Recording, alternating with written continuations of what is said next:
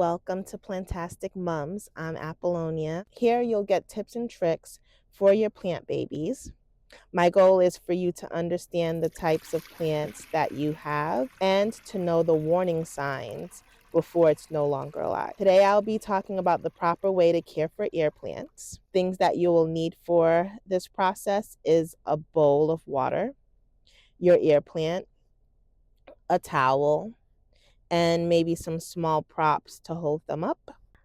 I currently use tap water on all of my ear plants, but you could use distilled water or rainwater. Both are great for it. I currently have a variety of Tillandsias, and I group them together and submerge them in the water. They will pop back up, and that's fine.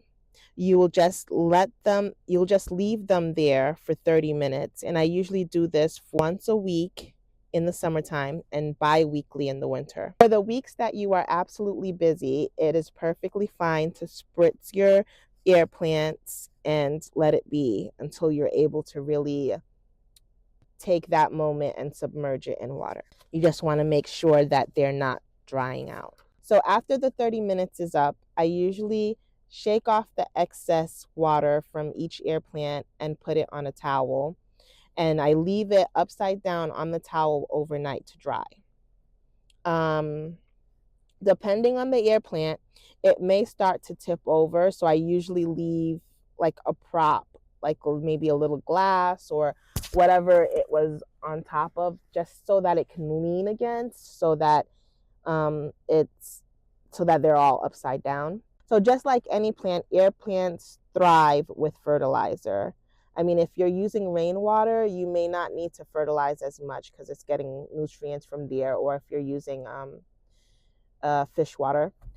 But too much fertilizer can burn your ear plants. So the fertilizer I'm using says a weekly fertilizer. I do not fertilize my ear plants weekly. There's times I do it maybe every other month. I will fertilize it and then give it a spritz or two and just leave them alone, because they're still thriving and they're getting everything they need from what I'm giving them. So there's no need for me to over fertilize.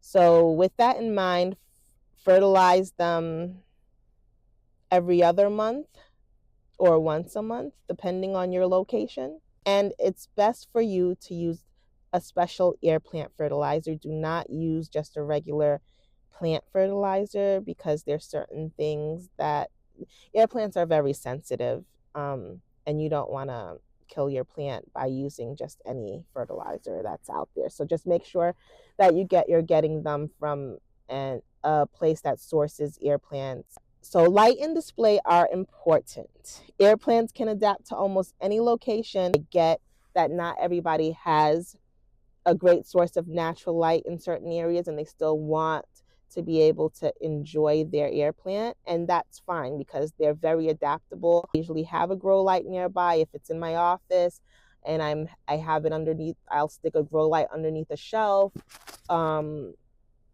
I put them on a timer for 9 to 12 hours. It needs that source. Do not put it on a timer for 4.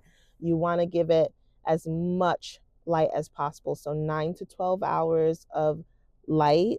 So if this was helpful, stay tuned for more plant care, especially ear plant care, because more will be coming. And thanks for watching. And don't forget to like, comment, and subscribe. I'd love to hear your thoughts.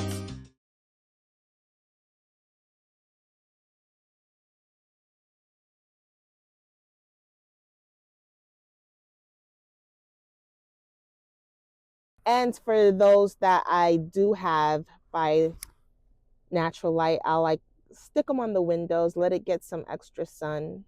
It's fine.